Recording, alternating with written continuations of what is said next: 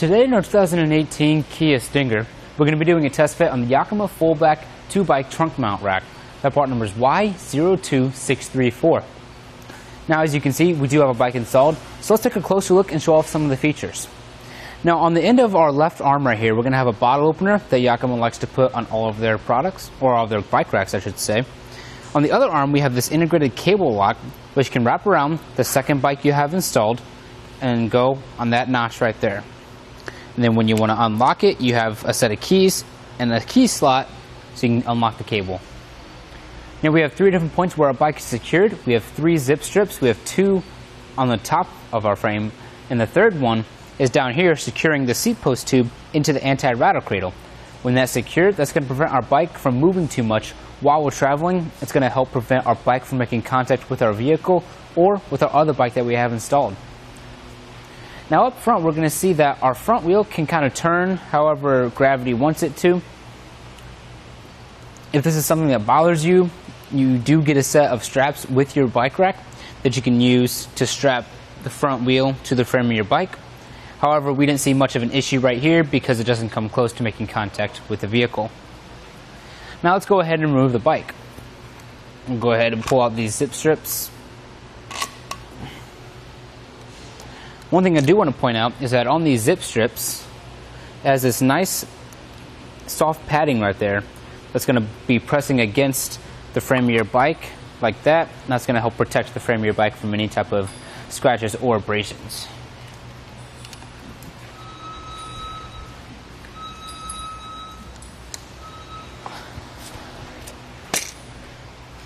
When you're done, it's always a good idea to replace your zip strips so that you can keep track of them and so you don't lose them.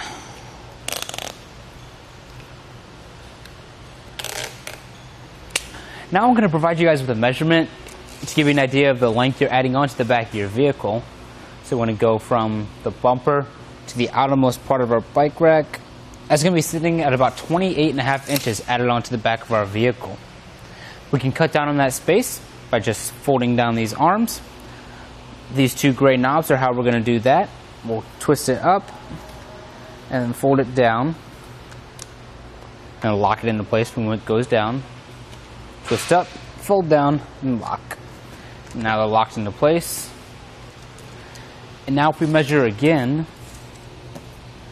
we're going to see that we're only adding on about 7.5 inches of space onto the back of our vehicle. So that's a pretty big difference. You want to keep that in mind for any close quarter situations you might have, such as parking or even storage. We have 4 different points where our bike rack is secured to our trunk. Up top, we have 2 rubber-coated hooks that latch right under the top of the hatch. And down here, we have 2 more rubber-coated hooks that are just by the base of the bike rack. Now these hooks, along with the top hooks, are labeled for the position they need to be in. For instance, this one is labeled bottom, so that's going to let you know you have to put it on the bottom of your trunk. It's going to help you avoid confusion with your hooks. Now a nice safety feature I like is that these metal clamps that are on the inside of these rubber padding, the rubber padding is going to help protect your vehicle from possibly being damaged by that clamp while you're installing it. We know that they can sometimes flop around when you take the hooks out, but this nice rubber shell is going to help protect your vehicle from those metal clamps. Right here we have these thick foam pads that are going to help protect the steel frame of your bike rack from damaging your vehicle.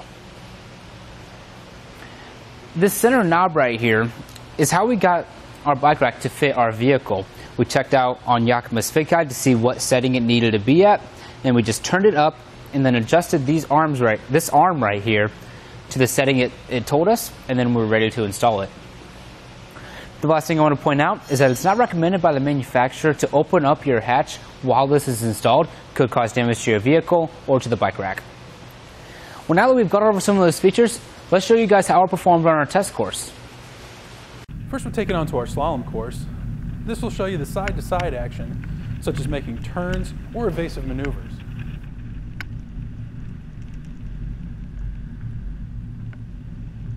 Now we're at the alternating speed bumps. This will show you how it looks driving on uneven pavement or potholes. Finally, we're at the solid speed bumps, which simulates going into your driveway or parking lots.